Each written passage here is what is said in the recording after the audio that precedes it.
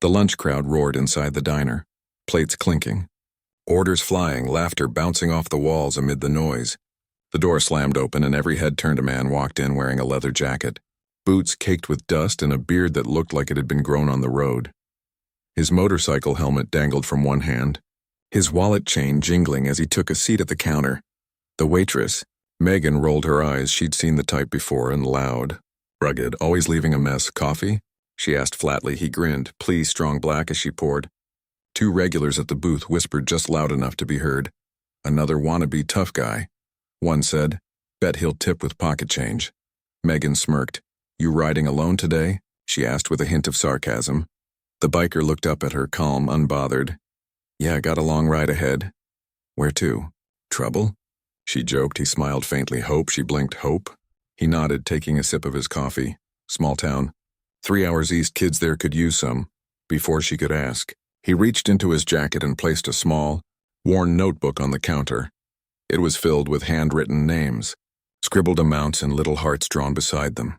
"What's that?" she asked. "Donations," he said simply. "Been riding state to state collecting for an orphanage that burned down last year." Her mouth fell open slightly. "You're kidding."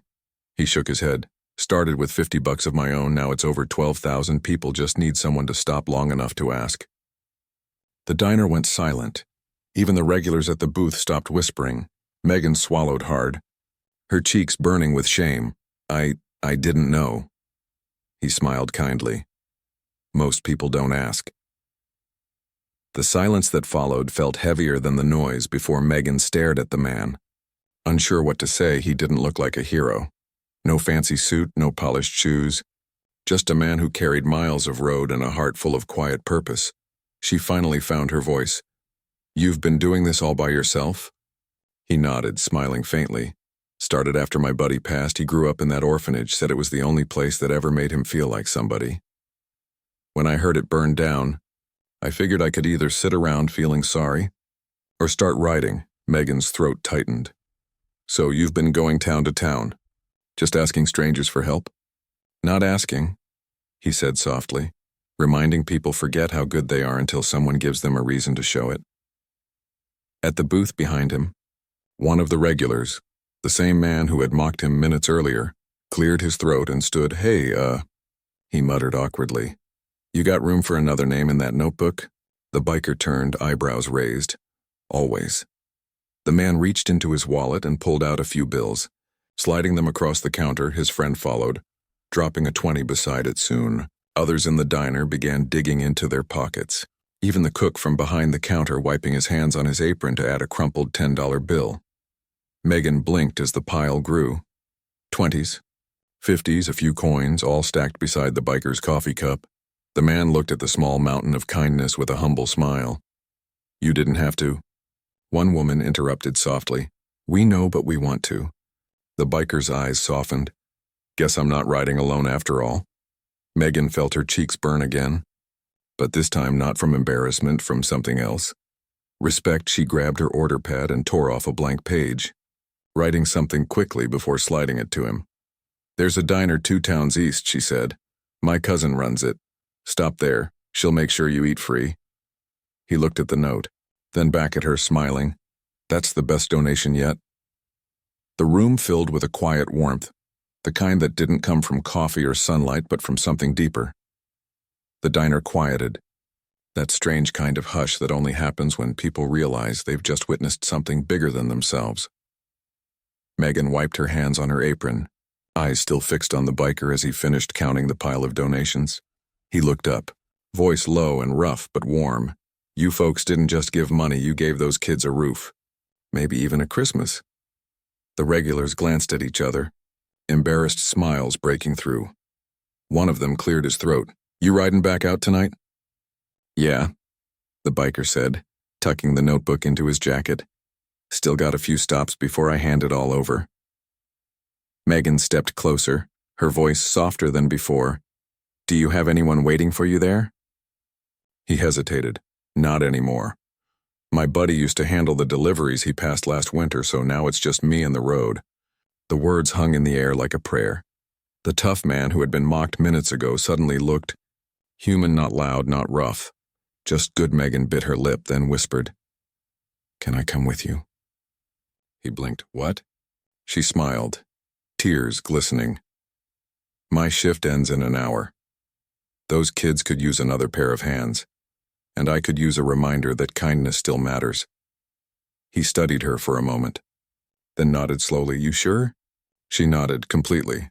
An hour later, the sound of a Harley echoed across the open road, and for the first time in years, Megan felt free. She rode behind him, wind in her hair, watching the world blur into streaks of gold and gray.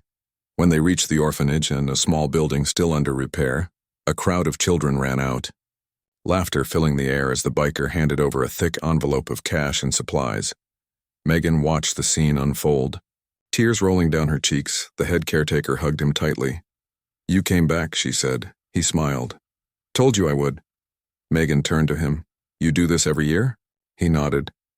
Every year since my brother died. He grew up here, said no one should ever feel forgotten. She looked at the children swarming around them, laughing, holding his hands, calling him Angel Joe. Her voice cracked. You're not just helping them, Joe, you're keeping him alive. He smiled quietly. That's the point.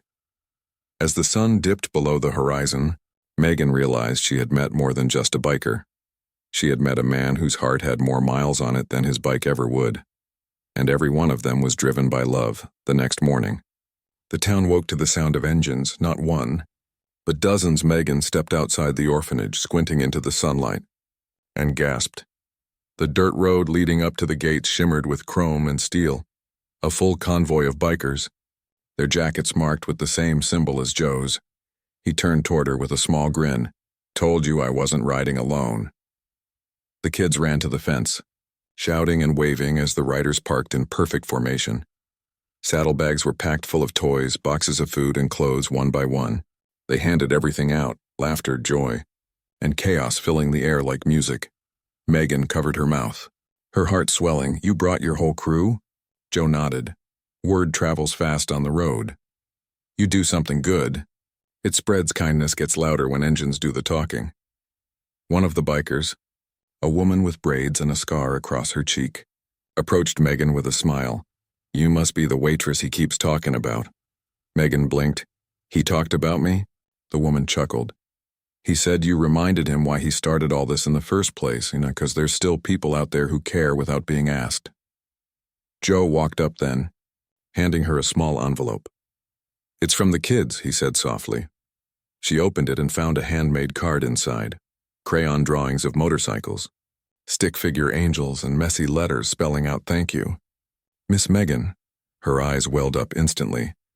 I didn't even do anything, Joe smiled. You stopped laughing long enough to listen. That's more than most. The convoy stayed until sunset, the children waving until the last bike disappeared into the horizon. Megan stood beside Joe, the orange glow of the sky wrapping them in gold. What happens now? She asked quietly. He fastened his helmet, smiling. Now we ride again. There's always another town, another story, another kid who needs to remember the world hasn't forgotten them. She nodded, her voice trembling. You'll come back, right? He paused, his gaze soft. You ever hear the sound of thunder on a clear day? She frowned. Yeah, he smiled. That's us. It means we're not far. As his bike roared to life, she felt something she hadn't in years. Hope. She waved until he vanished into the distance, the echo of engines fading into the hills. The kids tugged at her apron, laughing. Miss Megan. The angels ride loud. She knelt, smiling through tears. Yes, sweetheart. Loud enough for the world to listen. If this story touched your heart, share it. Because kindness doesn't always wear a smile, and heroes don't always wear uniforms. Sometimes they walk in covered in dust, carrying stories that could change your heart forever.